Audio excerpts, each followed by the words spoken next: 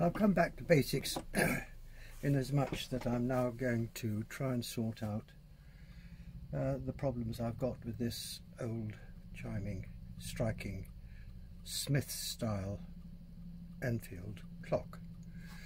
The problem is that the clock is chiming, striking, but it's an old one, and it's now gone temperamental in as much that it stops from time to time for no particular reason that I can determine at the moment. So this is what I've got to try and do. While we're on it, I'm going to take it to pieces and I'll run through some of the points that I've learned whilst doing these clocks, particularly the chiming, striking ones.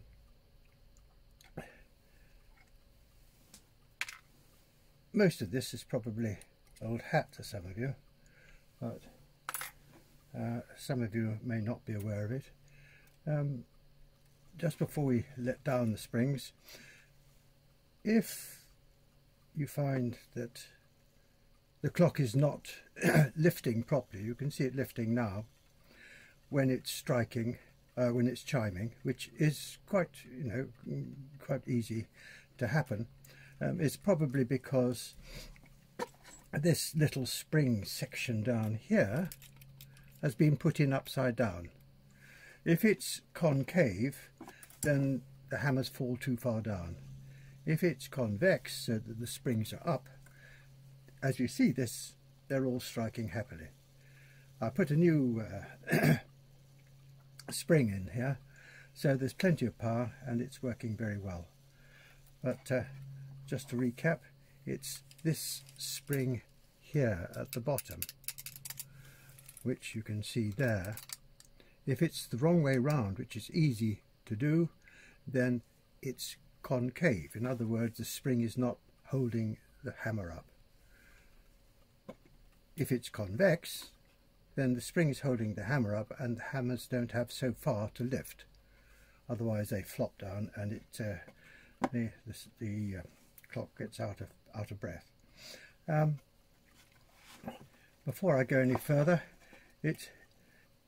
when you set it up, the difficulty you have got is that you've got to try and get various things in sync. Now the secret of it is that this is just past that point, but this is the last quarter here on the chiming snail there. That's what you work from when you set the clock up.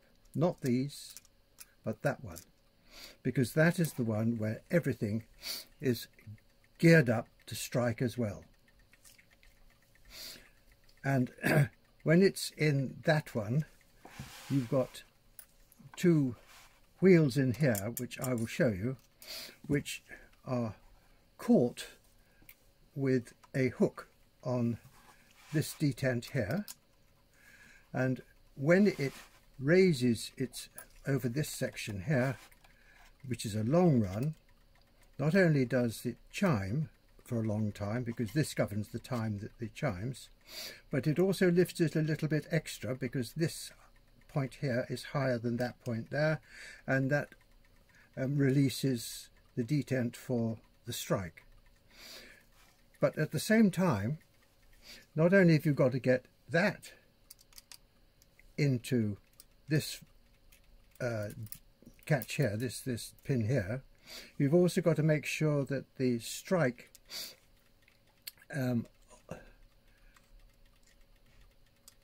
arbor on this, which I'll show you soon, is on the R, because that one is, the star there is slightly longer, so that has to be on the R to lift this that little bit extra, so that it will then lift that and release this detent here, which then releases the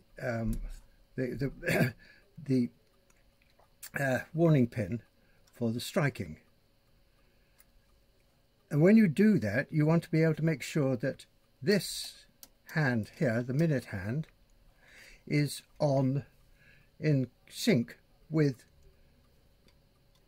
the star here, the hour star.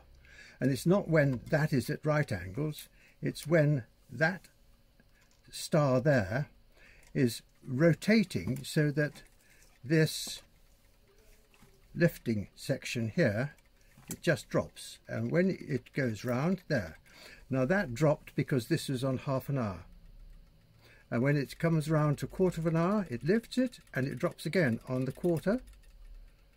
And that's what you've got to do to make sure that it's going to chime right. And sometimes you have to alter the star here, which I'll show you later, to sync up, or sometimes you can alter the hand, if it's all sorted out, on a square arbor, so that, because the hand sometimes has a pin in a brass bearing which will rotate. This may rotate on the hand. So if you put a square section in there from an old file, old squares file, you can move the hand forward or backwards in relation to the rivet here, the brass rivet, so that you can sync it up. So anyway, now I will take this to pieces, take the hands off, down the front. I've taken the pendulum off and the pendulum arm. Now, most important, let down the springs, which is vital, otherwise you will destroy the trains.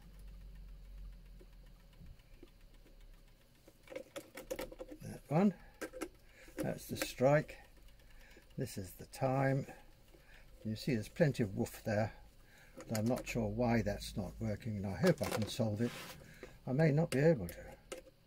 And this is the chime. Oh, now that was a mistake. It slipped in my hand, and that could have been very damaging. It might have broken the spring. So there we are. There are always things that you can learn from other people's mistakes. So I think it's all right, but we'll see.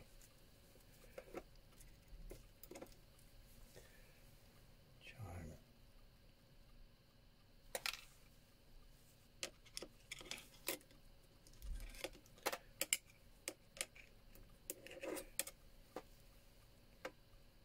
Time.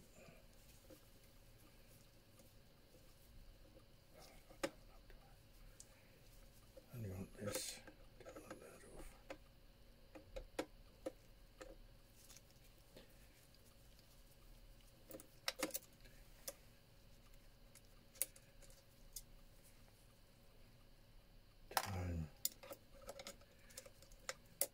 The beauty of this particular clock is that you can access the springs without having to take the whole clock to pieces. So you can put a new spring in without taking the plates off.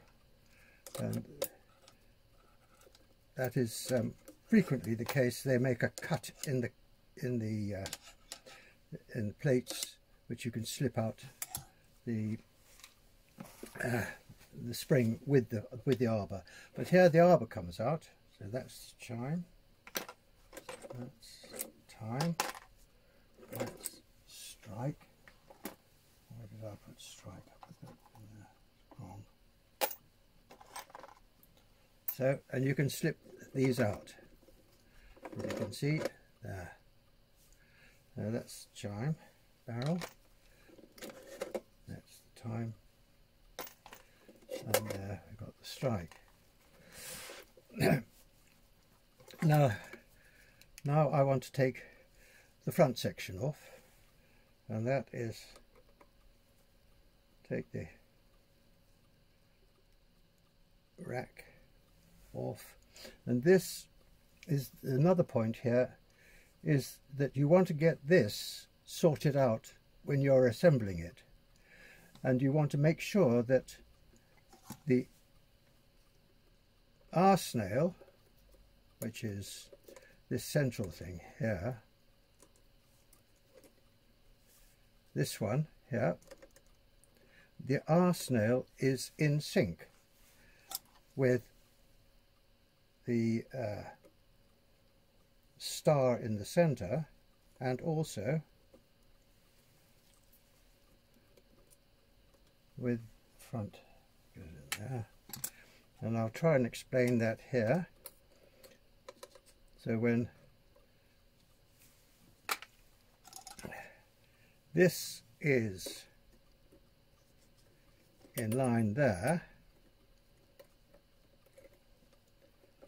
let's just put that in again. I hope you can see this.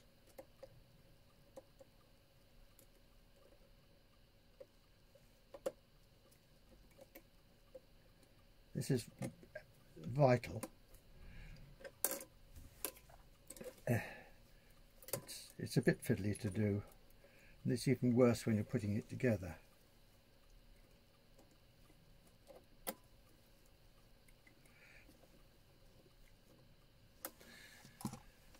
This has got to fall at the appropriate time. You've got to get the wheel out of the way. The other thing we've got to watch for is the pin here.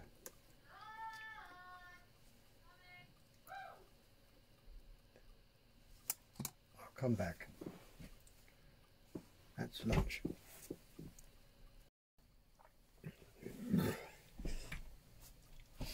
Okay, so as I was saying, the snail, this joker here, has to be fixed in a situation when this is striking the R, when the star is on the R to drop. This has got to drop into there like that, and that has got to be synced up with this little wheel, which is the minute wheel. And believe you me, if that's all synced, it works.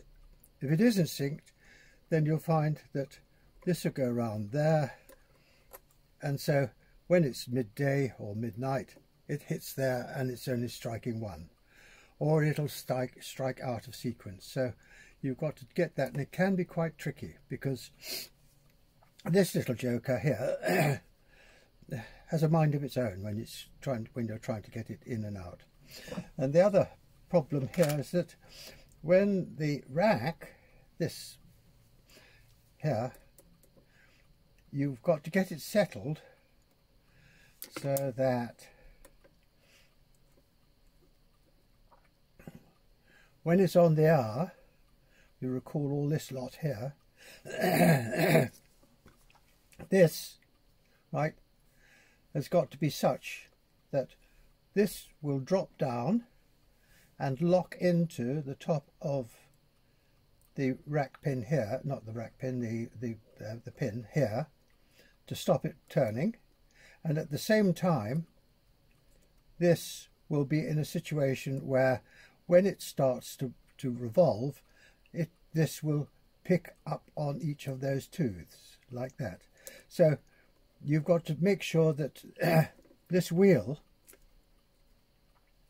is in the upright position when you're dealing with this section over here on the chime snail, and when you're dealing with this little joker here, which I'll show you in a minute, on the star.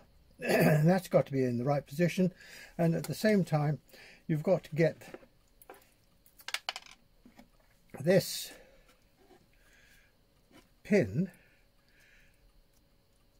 here, that pin there, the warning pin, in a position preferably from sort of 3 o'clock to 9 o'clock, but 12 o'clock is best, because if it if it's down below, the detent sometimes catches on it and it won't work. The clock stops.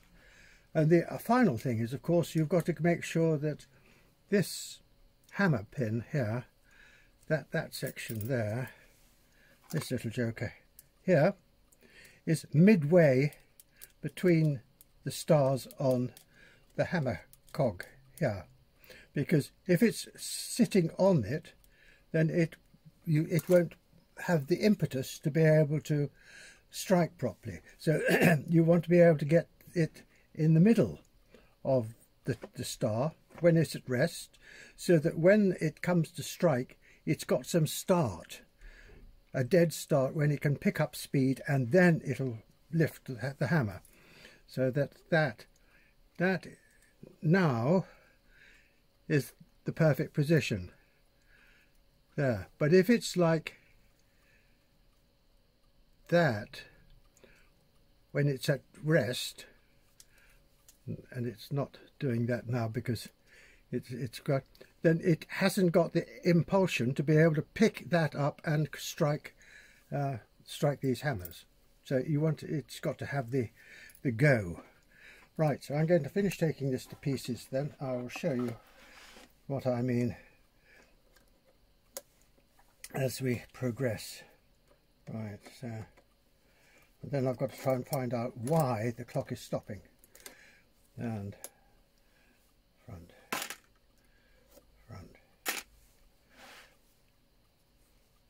Now this is the star wheel. I will show you.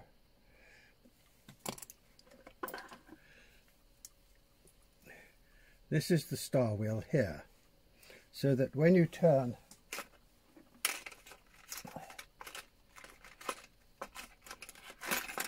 when the hands turn, yep,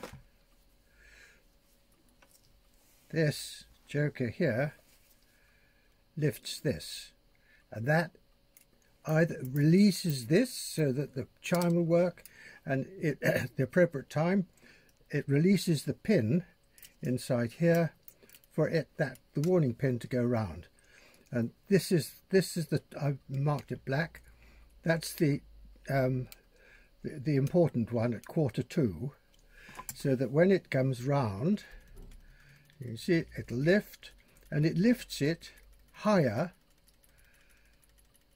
than the others, and I'll show you that in a moment. Now this is important. It's when that drops there, and I put the hour hands, or the minute hand, so that it's right on, it would be the hour or the half hour or the quarter, so that as it goes round, it's dropping, it drops there when it's 1/4 to.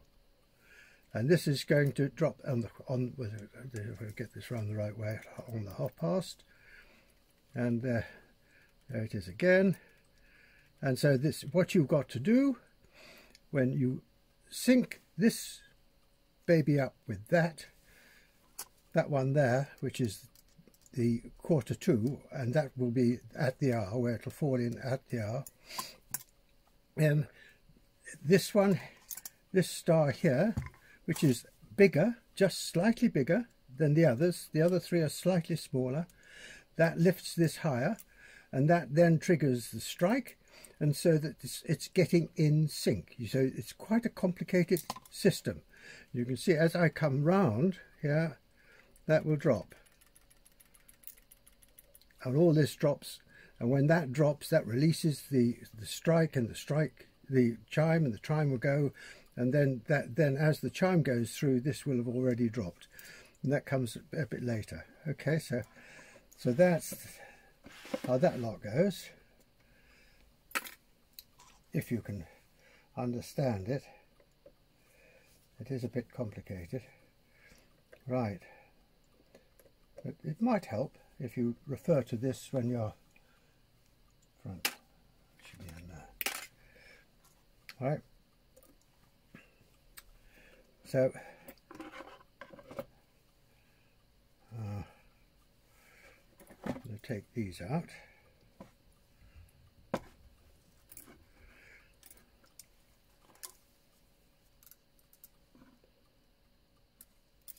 I'm not taking the chime hammers off, there's no need to do that.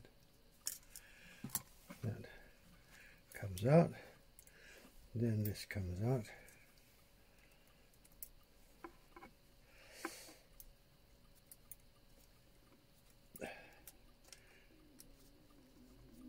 With the collar, which is going to drop through somewhere. There we are.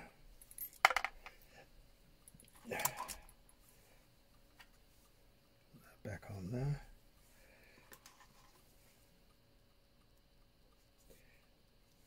Okay, in the front. Now we've got this lot to take off, and this is quite complicated when you come to put it back on again, because you can see I'm taking this off now before I take the plates apart. Yeah.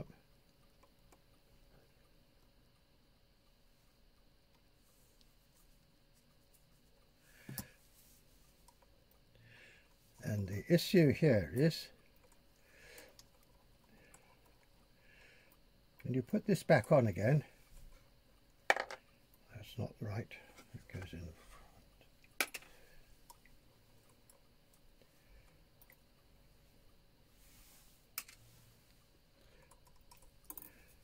This detent has got these two other detents on it, and you've got to put this in and make sure that it's in a more or less a horizontal position, because when you take it out, you've got this one inside. Sorry, well yes, you've got to get that one in more or less a horizontal position. You don't want to have it on the wrong side of the main arbor there. So you take this out, and this pin comes out. Now, so you've got this detent here, which goes on the outside of the plate, and this one goes inside and matches up with the hook on this other one here, which I can't take out easily until I take the plates apart, and it's got to go in before you actually secure the plates, because it's got to wiggle in on the one part of it has to go on the back of the number 3 wheel, and the other part of it has to go on the front of the wheel, and I will show you that in a minute. So I'll now take this apart. This snail has to come off, but that syncs up with the wheels, and now we've got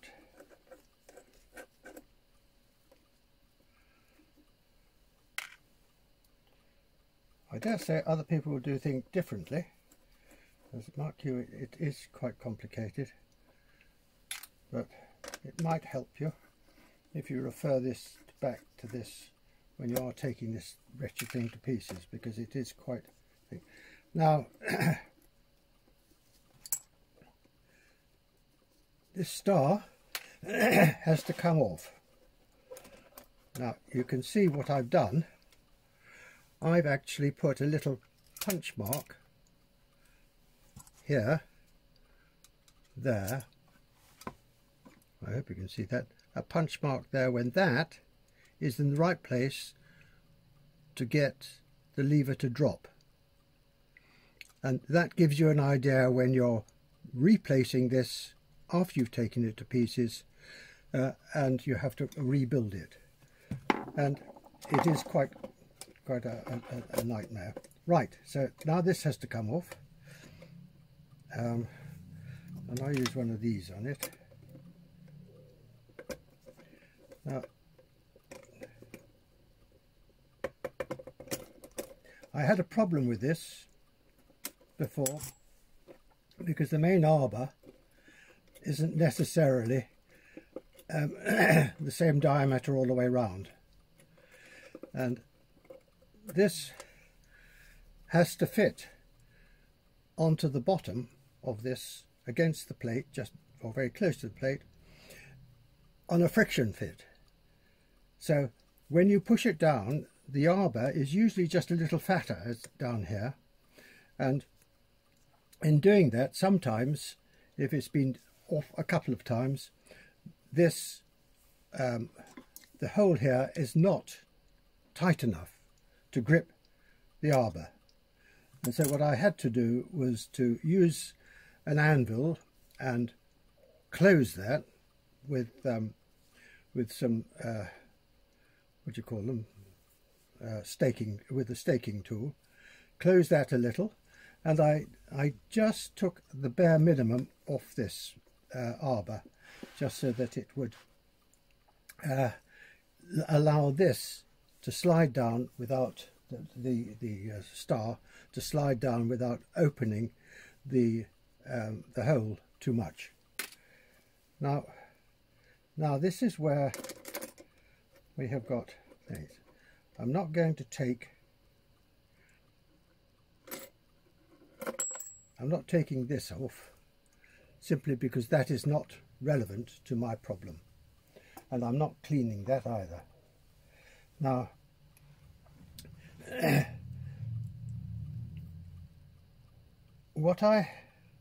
this is the star wheel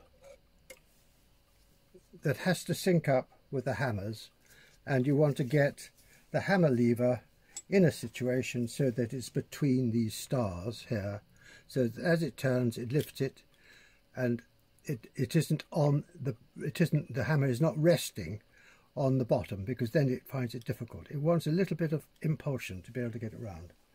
Okay, so that goes into strike, that goes into strike. Now to go back to where we were on this, if it happens that the chime is running away with itself to begin with, and then gradually as the week passes it then gains the proper rhythm, the reason for that is usually that this fly is not acting properly. The flywheel here does govern the spinning and the rate of the hammer drop, and you may have to tighten this spring. Now some of them have got springs, others don't have springs. This hasn't got a spring, it's just got a bar going across which you have to tighten or loosen. So to do that you just put this in and you tighten it down a little, and that will slow this down, this flywheel, slow it down so that it regulates the hammer speed. If it's too loose, this will then the fan won't slow the spin down, and that means that the spin will run away with itself, and you're in stuck. You're in a mess. Right, now this is another important point. I showed you no, not that one, this one. This is the awkward one that you have to put in before it goes in that way, before you put the plate on, or as you put it on. Now this system here is that you've got two hooks. Now this pin here is lifted and releases this hook, but when it's lifted a bit higher it releases this hook as well. There, that one. So, and this hook is onto this wheel here, whereas this stop here is onto that wheel there. And I'll just explain. But those two hooks and that have got to be in sync on these wheels when you assemble it. And this is what you've got. You've got a segment out of this wheel here on a brass section, and into that this section falls. So when it's going round, this drops into there somehow, there, drops into it like that. Yeah, so it's got to go on the right side of that wheel. And I'm going to take that out and explain.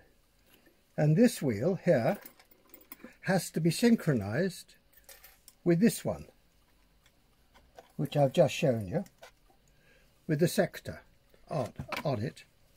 That has got to be synchronized so that the hooks on this fall into this one here, that hook and the other hook, this one, which are side by side, yeah, like that, fall into that wheel, and this one here is synced with, where's it gone, this one here, so that will fall into the flat of that one, like that, so that when these two lift, this one lifts as well. It's quite complicated, and that's what you've got to aim for. That's what you've got to get in sync. So you've got to get these two in line, in sync with that, so that that will drop, in sync with the chime snail here, so that it's synchronized on this bar there falls into that there on the, no sorry, that one there on the 1/4 as it's finally, and when it lifts that runs through for the hour, so that that will be there. But as the hand comes round for the midday or the midnight, that will lift this up, it'll run through there. This arc here is higher than that arc there, which will lift these two in sync, and then that will trigger off this arm here to release this warning pin on the strike, and the strike then goes into operation. So that's all I can tell you on that lot for the moment. I've gotten a bit of a muddle with where all the wheels go. I'll have to sort those out later. That's not front. I think that's chime. Here's a chime, I think. Right. Okay, so now I'm going to try and determine what is wrong with the main arbor and why these are not working. Well, I've stripped it down. I've inspected this wheel, and a few of the teeth seem to be slightly out of alignment.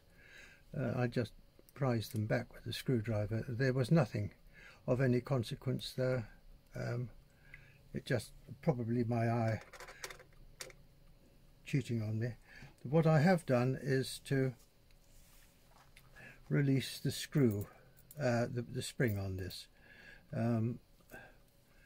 Before, this arbor was very stiff and it could have stopped it. It's now much smoother. I put a lubricant in that spot there.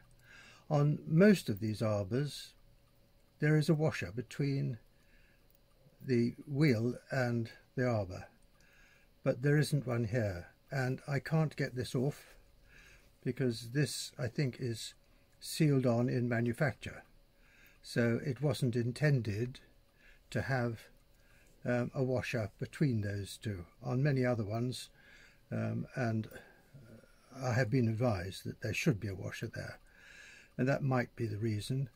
I've eased this spring just a little all the way around like that, just to give it a little bit less tension, and put some lubricant in there, not just ordinary clock oil, but a little bit heavier lubricant with some Telfon in it, and this now is much easier, and it doesn't stick quite as much. I'll see how that goes. I'll try and now assemble it, and I'll run through the assembly with you. I'll edit it so that it's more easier to watch, but it takes time, and it takes patience, and it's very trying, and I've got to get all these wheels into sync. In this particular model, not only can you take the arbors out of the wheels, out of the drum barrels, and so shift them, but you can, if needs be, sync this up, this wheel here with the section out with the others by removing this point, this plate here, and fiddling around. In addition to which, I've also got to get the hammers now back in sync, so that it strikes 1, 2, 3, 4 on the first quarter. After that it just falls in line. So I'm going to get this erected on a table, and I will then get to work on it.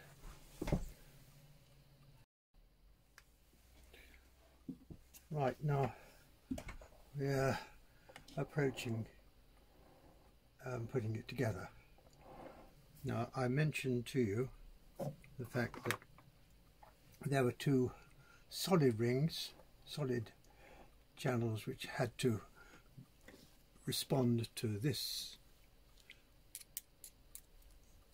lot of detents there, and they are now here on the chime side, so that the solid sector has the vertical cut pointing vertically up, or to the top of the clock.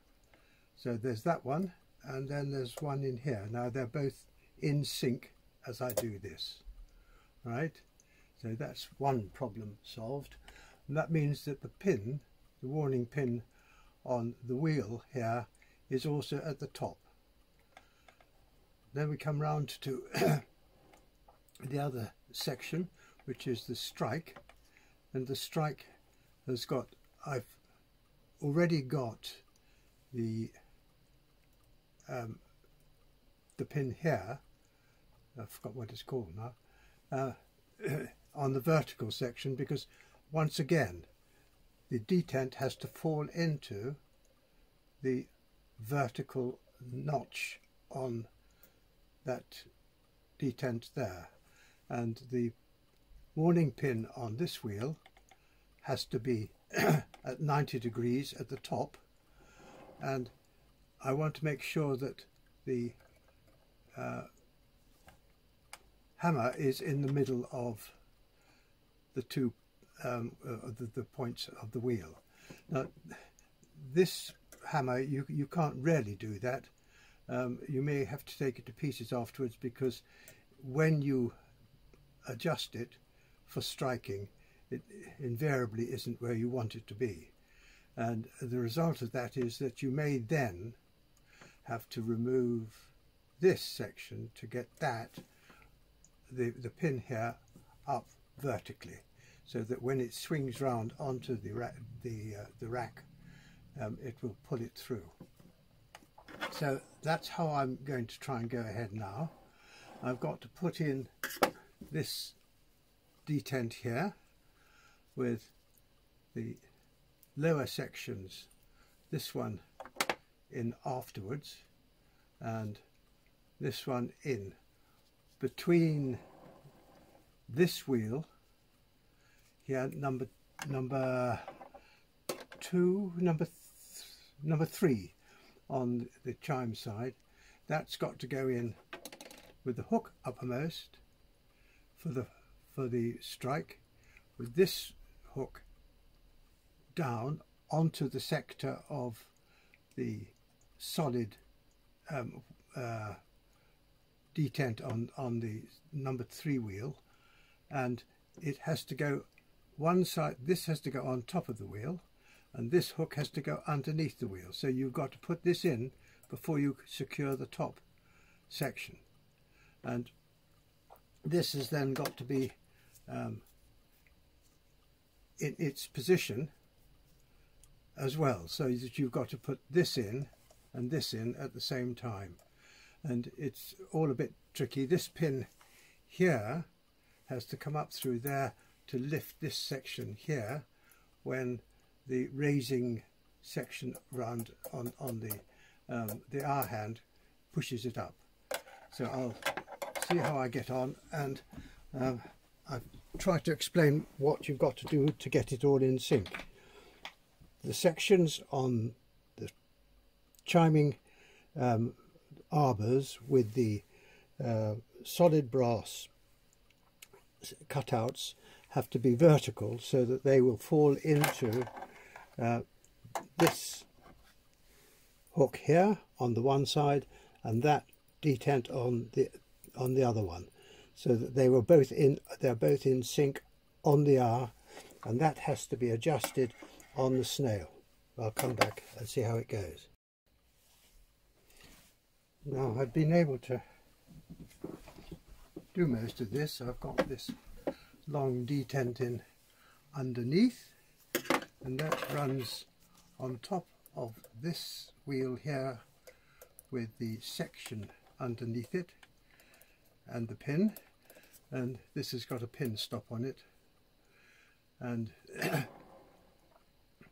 the hook of this section hooks onto this wheel, and the hook of the other section, which I've just put in, also hooks onto that wheel, but the lower part of it has a vertical section which hooks onto the other detent with on the arbor, the cutout section, like a slab of cheese out of it in this particular case. So those are now in sync. All I've got to do is to put the chime snail on there and get it so that it's in sync with this little arbor here, which is the release on the last quarter, so that it will strike on the 12 o'clock as it falls, as it's picked up. So now I've got to do this section here, the striking section. I've got the striker here midway between the two wheel spokes, but whether it'll work or not I don't know. The pin here is for the rack, is on the vertical, because there is a section which again drops into that on the exterior here. This is the next thing, and this is what drops into it. This section on this drops into the vertical section on that to stop it, and then this is picked up on the hour and the pin then rotates and strikes the hour. So that's my next job, and I'll get that sorted and then gradually get, I hope, to a point where I can get the clock working. And I've got the plates together but not the front, and the springs I've left out because that's quite an advantage with this particular clock. I can leave that out, but I don't know if you can see, I doubt if you can, but I've got this hook on this arbor here, a detent here, which is hooked onto this section here, the solid brass section with a slice out of it, and the other one on the same detent is hooked into the other solid brass section, which means that the warning pin is in the right place up here, which will be stopped by this detent here, which just flaps around. At the same time, I have been able to get this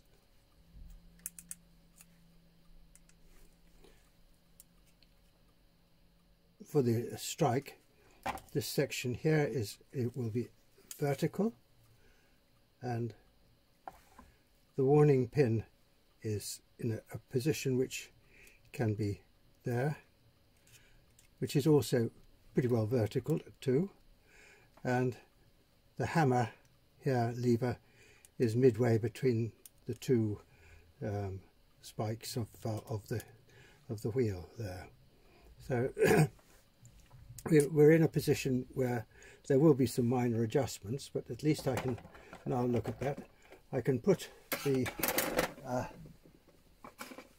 where's it gone? The Snail on.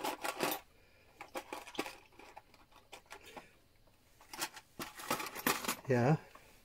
Now I can drop that on to this arbor here in the right place, like so. I don't think some of my other videos are going to work out very well, so I'll have to edit the lot and try and see if I can get something here which will make sense. I was able to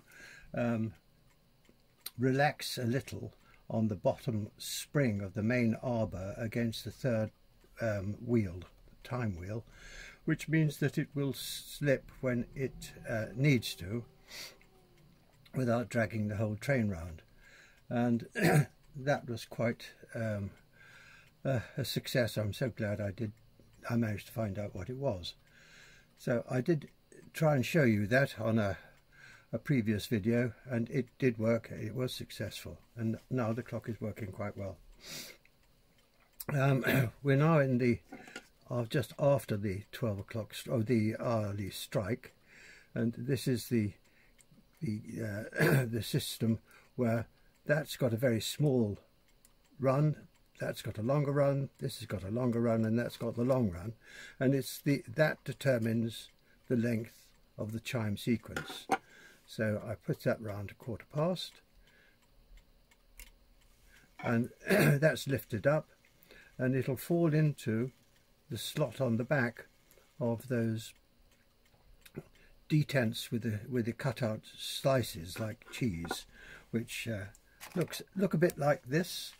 And you got a detent which will fall into that, and that'll stop it going any further.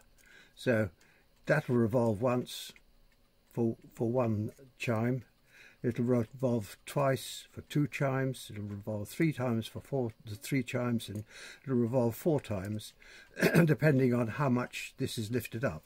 But as soon as that drops in, it drops into one of these, and that arrests it. And those are what you've got to get into sync on the chime train. So that is coming round now for the second one, and you can see it's a longer run here, which is showing. I don't know if you can see, and this one is coming up for a longer run still. Don't know if you can see that, but I'll show you in a minute. Now this is the important quarter here. This one is the one that you have to set everything by. So when you get the detents with a slice of cheese that, or I've forgotten what it's called now, in the solid arbor, you start from here. So this is the important one where you start from, because the next spike on the star wheel, which looks a bit like this, the next spike is going to be the high one, and that will lift this just a little bit higher, like that one there. It's a bit bigger than that, and bigger than that, and bigger than that, and it's lifting. That's the one that strikes for the hour, and that will lift this detent here a little higher as it goes round. So that is the key. Now when that is in there, these sections which you may be able to see, I think, there and there, have got slices out of them, and the detents hook into those. So that is the crux of the whole matter. You've got to get that detent there and that one in line, and then this has to be set, which you can do manually, to tune in with those. And then after that you organize the chimes behind to make sure that they sync. And then this star on that wheel then has to be the next one to lift this detent here, so that it lifts it a little bit higher, and because it lifts it higher, it releases this detent here, the long one here on this particular clock, which then releases the strike, and the strike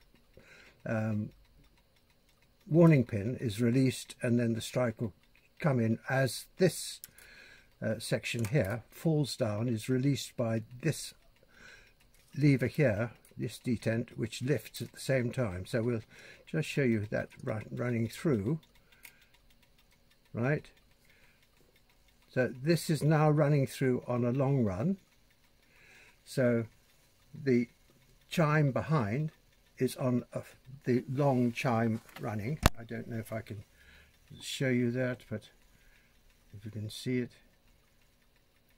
that's running. And as it comes into here, you can see that this has fallen down because this was lifted a little higher, and now the pin on the rack is going through the motions of going through each chime, and that is the result of the higher star on this star here, the higher one, lifting this detent a little bit higher, and then all the sequence goes through. So that is the sequence that you've got to follow. And then when you get the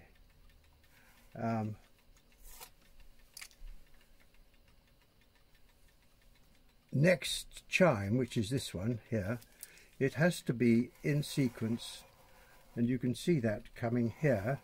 1 2 3 4, 1 2 3 4, 1 2 3 4. So they run through. To do that, you've got to make sure that you've got this in the right sequence. So I will show you now on this, as it comes up to the quarter, this runs through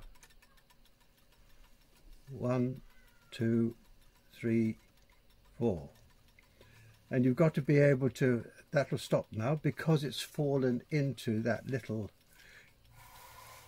section here, there, which means that the detents on the other side have fallen into the stop on the cheese here, and so it won't go any further. But when you've got a longer run, it doesn't fall. So this will continue to spin until it falls into the next one, and then that'll arrest it. So that is why you've got to get them into sync. On some clocks you've only got one detent like that. On other clocks you have two. This clock has got two. So now you've got to get on that first fall, you've got to get these on 1 2 3 4, because next time it'll run for longer on a different strike sequence.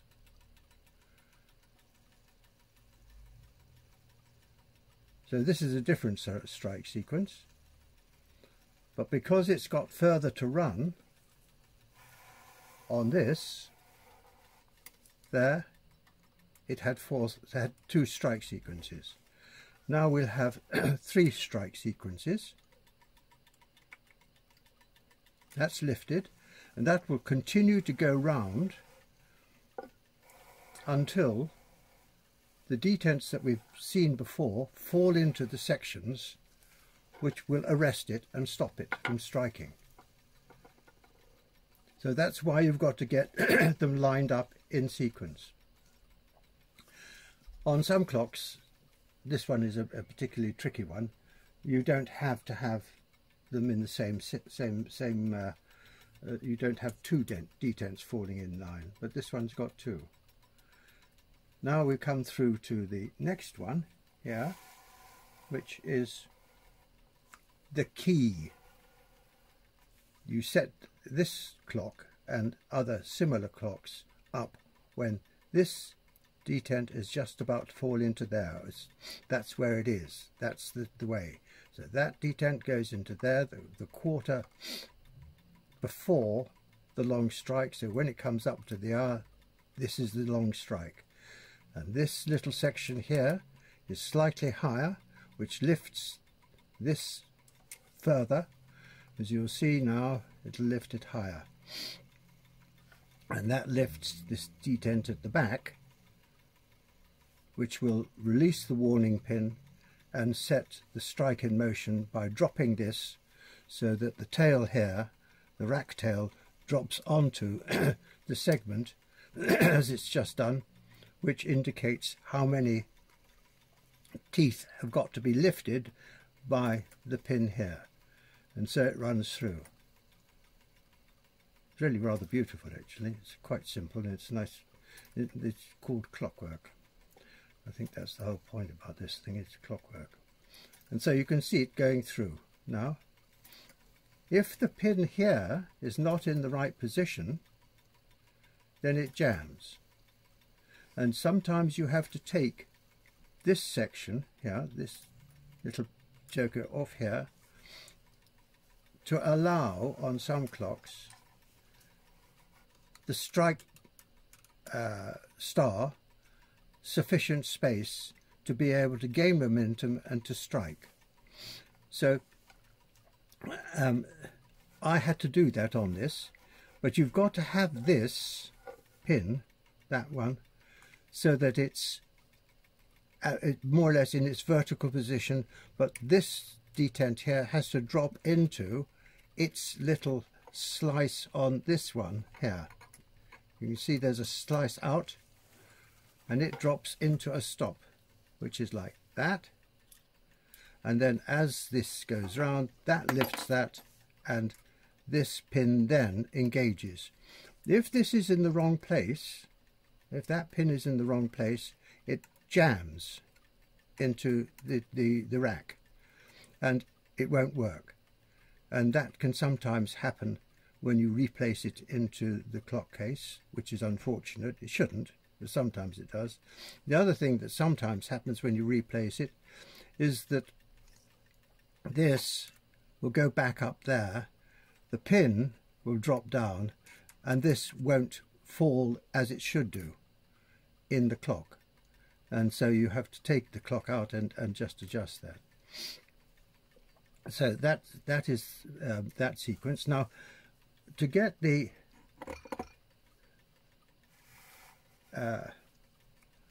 chime right, you do it the other way, as I said.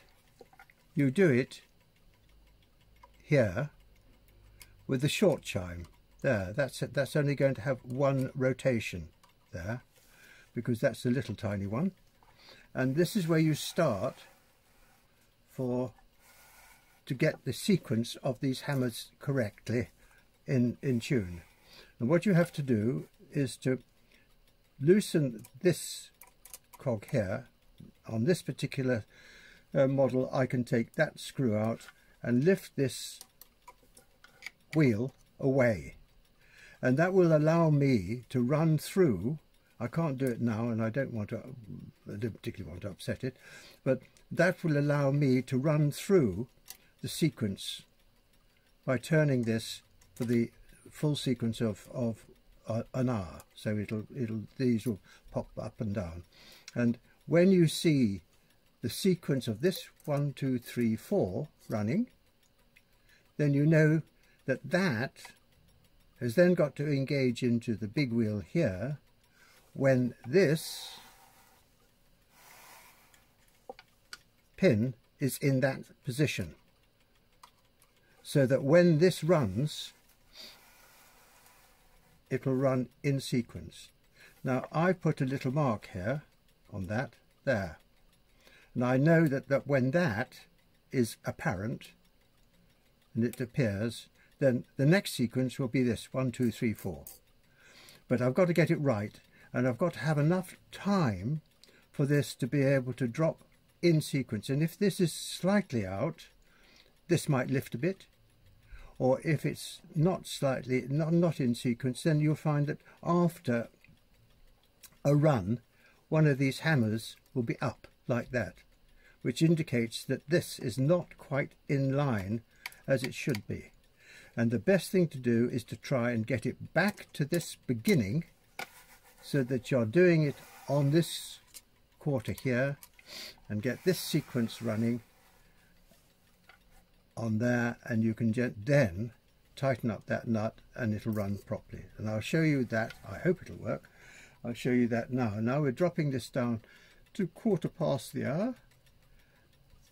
The warning pin's going. Now the detent is lifted, those cogs are free, and they will rotate, and that's it. That's moved round to there, so that the next one, it will now run through for a longer time, because the detent on this is spinning round. I'll see if I can get that in focus for you. It's spinning round to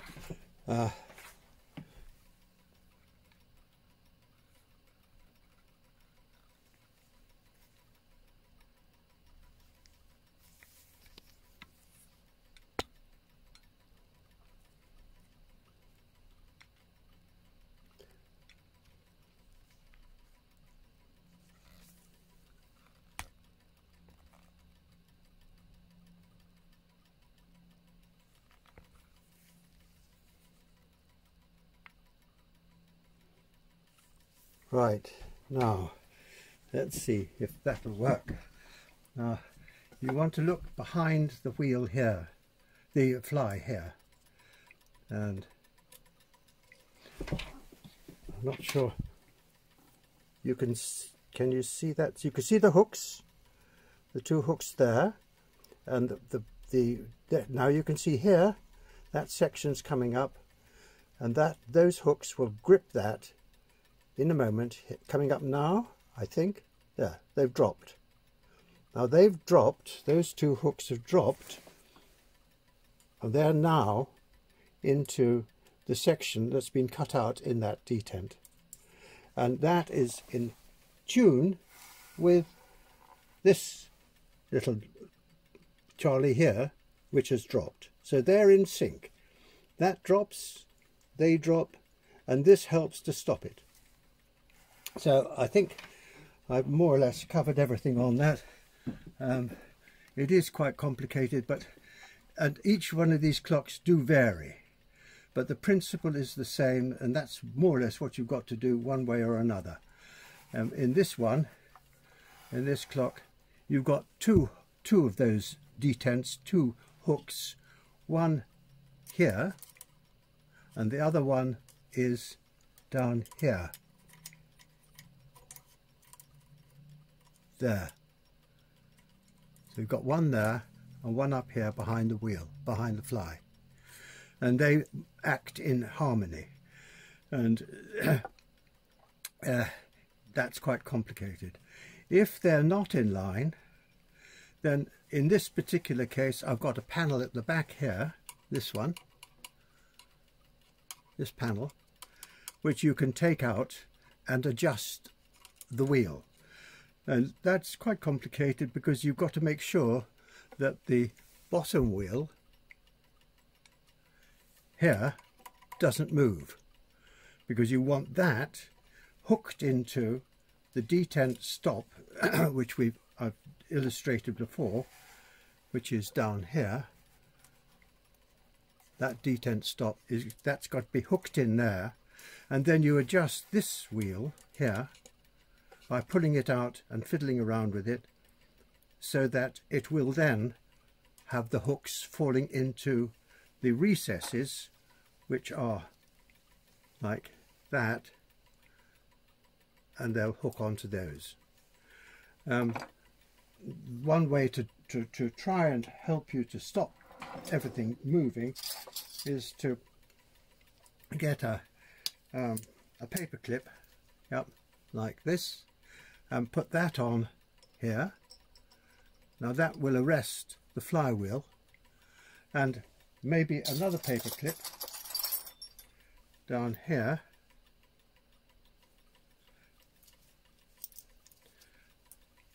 this paper clip onto there like that, which will help to stop it, and even put a rubber band around here, and so you tuck that in tight, so that when you take these screws off here and you release this pin, this one is also released, but it's not going to move. The difficulty with that is when you try and move the top one here, that depends upon movement of the fly. So you've got to be careful that you adjust it so that you don't jam things up. Okay, I think that's just about it. I think the last thing that I did mention before was if the chiming sequence is running amok, it means that the fly is not working properly, and it acts as a brake. And there's a spring. This has a brass spring right there, and if I release that a little, then the arbor will spin without the fan, without the fly. And if it's spinning too freely, then you tighten it up by just pushing a little pressure on either side so that it's tighter, and that means that the fan is then resisting the chime, so that if the chime is running away, which it has done on one of my clocks, and I didn't understand why it was, for the first 2 days it ran and it was going all over the place and very, very quick, and all I had to do was to tighten this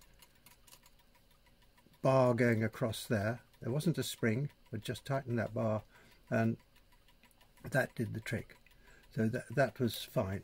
And the other thing is that on the bottom of this, and I'll see if I can, down here there's a set of springs down here. Can I? Yes, you can see it. There's a set of springs, and those have got to be sufficiently high to give the hammers a certain amount of support. You can see these hammers have got that support, because if the hammers go down too low and drop down too low, then the energy is required to pick them up by the spring. It's too much, and you find that the flywheel will slow down, and the hammers will just hang in the air. So you've got to, the only way you can do that, don't try and bend these up to make it lighter. You just push that spring up so that there's more support underneath it at that end. Right, I think that's the best I can do. I hope that the sequence I've been through is going to be of use, because believe you me, these clocks are quite tricky to set up. And I've had this one to pieces many times before I got it satisfactory. And you've got to bear in mind that usually there's nothing wrong with it. The springs may be flat, so you may have to put new springs in. There may be some of the teeth slightly bent, which will prevent the works from running freely. You may have a pivot pin, which happened in this particular case, bent up here, which I then had to re-pivot that, put a new pivot in, which will arrest the movement. There is a possibility that sometimes the pinion here, these leaves are badly worn, so that it'll slip or jam on some of them, which is again a problem, or, and I've inspected all these, they're fine, or the bearings here, the bushes need to be rebushed, and that's very important, because if they need to be rebushed and they're not rebushed, then you may find, particularly if it's something down here nearer the spring, that there will be a movement, and one day the main spring will take charge, and then it races and it still catches the pinions here, and it'll strip those out. And I've had a clock just like that, and that's the problem. The pinion was stripped out, and you had two of these were missing, and you're stuffed. You've got to get a new wheel, and that's not easy, because you've got to make sure the distance between there and there is absolutely plumb right, the size of the pivots are right, and the number of teeth on the wheel correspond to the number of teeth that were in the original. Because if you don't have that, then you'll find that the clock runs at a different speed, and there's nothing you can do to adjust it. Okay, there we are, end of lesson.